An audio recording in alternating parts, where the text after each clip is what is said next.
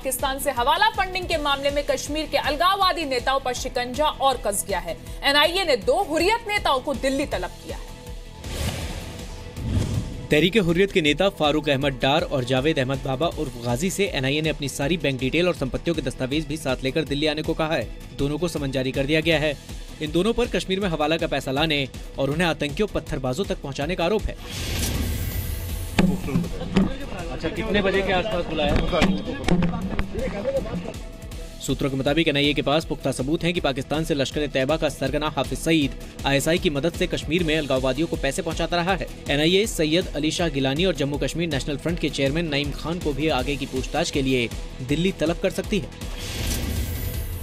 देश की जनता सरकार से इस प्रकार के एक शक्ति से जो कार्रवाई की अपेक्षा रखती थी, पहली बार मोदी जी के सरकार में, पिछले कई सरकारों ने इसको अनदेखा किया था। मोदी जी की सरकार और एजेंसियां इस पर नजर बनाए हुए हैं और इन पर कार्रवाई करने के लिए पूछताछ कर रहे हैं।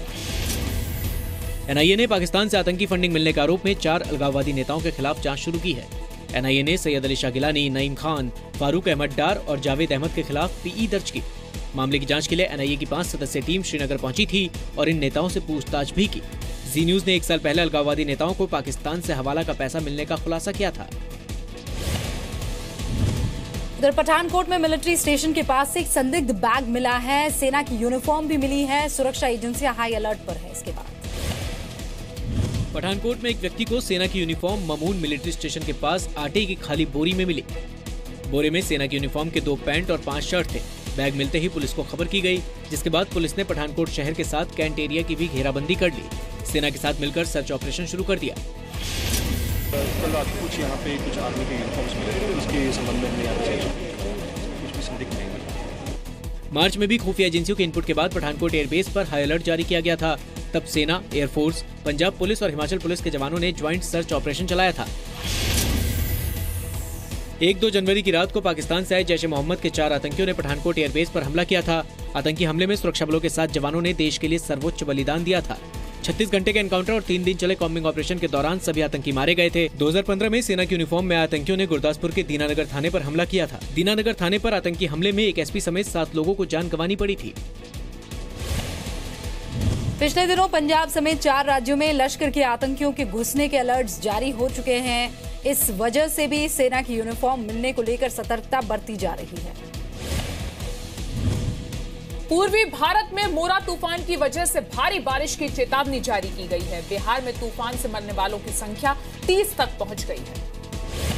बिहार के 10 से ज्यादा जिलों में मौसम की दोहरी मार पड़ी है। आंधी तूफान के साथ ही बिजली गिरने की वजह से कई लोगों को जान गंवानी पड़ी है।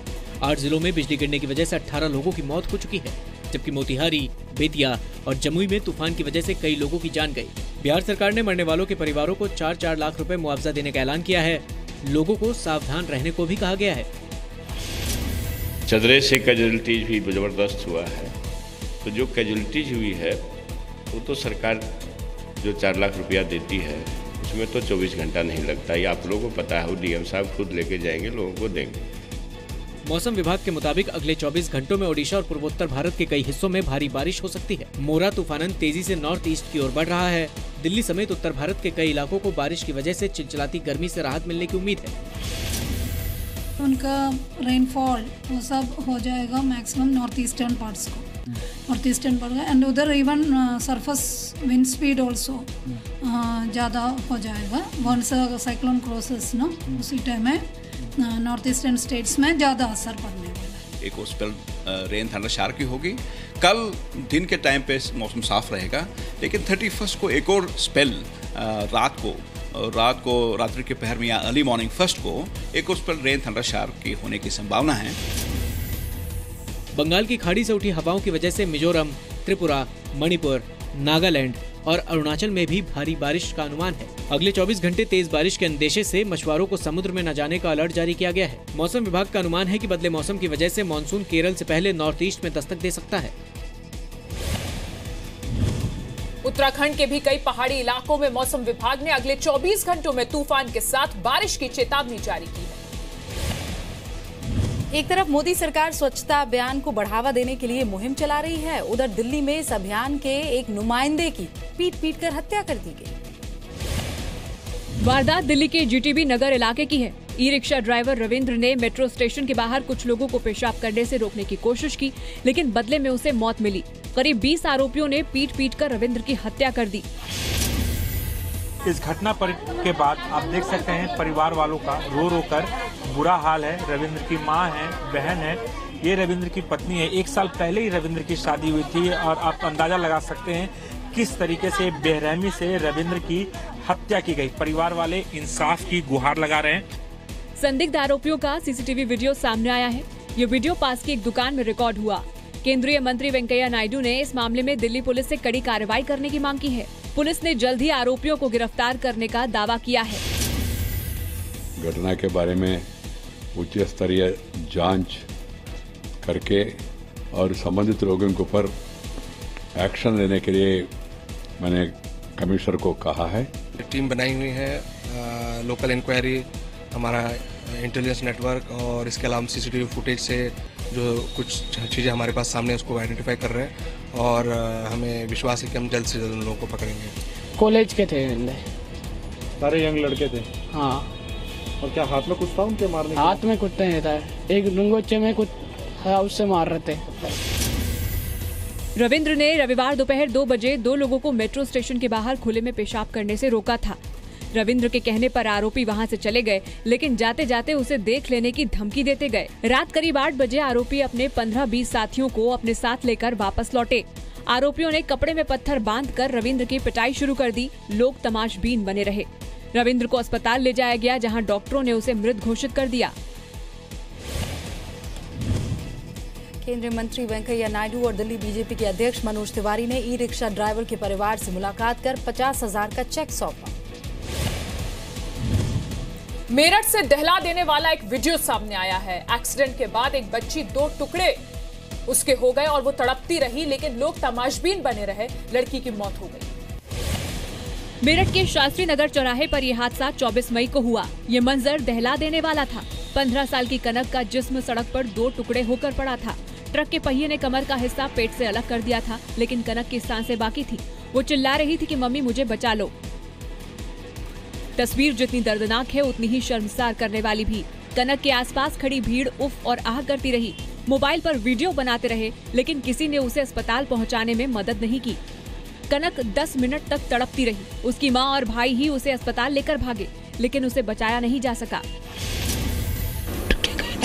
ट्यूशन के लिए यूँ कह रही थी, ट्यूशन जा रही हूँ मम्मी, ट्यूशन जा रही हूँ, चले जा बेटी। मैंने कहा मोबाइल दे जा, मेरा मोबाइल दे गई। 440 पे अब घर से निकली थी, इतने में 2.5-3 मिनट के अंदर फोन आ गया था कि एक्सीडेंट हो गया। एक अंकल वगैरह आ गए थे, पता नहीं क्या लोग आ गए थे। मम्मी उतने चली गई, फिर बाद में देखा तो वो ट्रक उतर गया था उसके ऊपर से, बॉडी 2 पीस में थी। ऐसा ही बोल रही थी मम्मी, जब तक कोड़ी भर ली, मम्मी मुझे गोदी ले ले ली बेटे, ले ली, कपड़ा गिर लिया उसके ऊपर। फिर मम्मी मुझे मेरे को प्यार कर ले, मम्मी मेरे को प्यार कर ले, ओम नमः शिवाय, ओम नमः शिवाय। मम्मी मैं आज जा रही हूँ।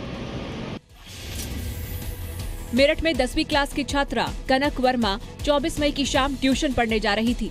कनक अपने दादा के साथ बाइक पर थी। बाइक को एक ट्रक ने टक्कर मार दी। टक्कर के बाद कनक गिर गई और ट्रक का पहिया उसके शरीर के बीच से निकल गया। कनक पढ़ाई लिखाई में होशियार थी। उसके पिता की इच्छा थी कि वो शूटर बने। हालांकि कनक को बचाया जाना नामुमकिन था, लेकिन सवाल लोगों पर उठ रहे हैं कि क्या वो मदद की कोशिश भी नहीं कर सकते थे। केरल में बीफ फेस्टिवल के दौरान गौ हत्या पर कांग्रेस बुरी तरह से घिर गई है। डैमेज कंट्रोल के लिए कांग्रेस ने अपने 4 नेताओं को आज सस्पेंड कर दिया है। केरल के कन्नूर में गौ हत्या करने वालों को कल तक अपना मानने से इनकार कर रही कांग्रेस आज बैकफुट पर आ गई। मुख्य आरोपी रजिल मुकुटी के साथ राहुल गांधी की तस्वीर सामने आने के बाद कांग्रेस को मानना पड़ा कि चारों कांग्रेस कार्यकर्ता ही थे। राहुल गांधी ने जैसे ही इसे मूर्खतापूर्ण और बर्बर कार्रवाई बताते हुए निंदा की, कांग्रेस ने भी चारों स्थानीय नेताओं को पार्टी से सस्पेंड करने का आदेश जारी कर दिया। रजिल मुकुटी के खिलाफ सरेआम गौ हत्या करने और धार्मिक भावनाएं भड़काने के आरोप में केस दर्ज किया गया है। किसी भी प्राणी को चोट पहुंचाना घोर पाप है। इस तरह की संस्कृति और रास्ते का भारतीय राष्ट्रीय कांग्रेस में न स्थान है न जगह, और इसीलिए उन लोगों को कांग्रेस की प्राथमिक सदस्यता से मुअत्तिल कर दिया गया है। कांग्रेस के कार्यकर्ता देश पर सेंटिमेंट के साथ क्यों खिलवाड़ करते हैं? ये क्या हो रहा है? लोकतंत्र में हर को अपनी बात कहने का अधिकार है, लेकिन शायद आजाद भारत में मैंने पहली बार देखा है कि एक पॉलिटिकल पार्टी के एक पॉलिटिकल वर्कर ने एक बछड़े को सार्वजनिक रूप से एक प्रकार से संहार करने की कोशिश की है। ये कौन सी पॉलिटिक्स हो रही है? ये बहुत दुर्भाग्यपूर्ण है, मैं इसकी भर्त्सना करता हूँ। उसको मैं अप्रूव नहीं करता हूँ। बहुत सारे तरीके हैं लड़ाई के, प्रोटेस्ट के। यही तरीका अपनाने से बीजेपी को फायदा। दूसरी तरफ मद्रास आईआईटी में हुई बीफ पार्टी पर भी तीखी प्रतिक्रियाएं आई हैं। बीजेपी का आरोप है कि ये सब साजिश के तहत किया जा रहा है। आईआईटी कैंपस में हुई इस बीफ पार्टी में 50 से ज्यादा छात्र शामिल थे। छात्रों ने ये पार्टी मवेशियों की खरीद फरोख्त पर केंद्र सरकार के नए नोटिफिकेशन के विरोध में की थी। केंद्र ने सुप्रीम कोर्ट के निर्देश पर जानवरों पर अत्याचार रोकने के कानून के तहत नए नियम जारी किए। केंद्र का नया नियम गाय, बैल, भैंस, बछड़ा, बछिया, सांड और ऊंट की खरीद बिक्री पर लागू होता है। इसके तहत पशु बाजारों में गाय, भैंस, ऊंट जैसे मवेशियों को वध के लिए खरीदे या बेचे जाने पर रोक होगी। मवेशियों को कृषि कार्य के लिए ही खरीदा बेचा जा सकेगा। इसके लिए खरीदार को पहचान पत्र देना होगा। नए कानून के खिलाफ कन्नूर में कांग्रेस नेताओं ने शनिवार को बीफ फेस्ट मनाकर सरेआम गोवध किया था। केंद्र के नए कानून के खिलाफ कल डीएमके ने पूरे तमिलनाडु में धरने प्रदर्शन का ऐलान किया।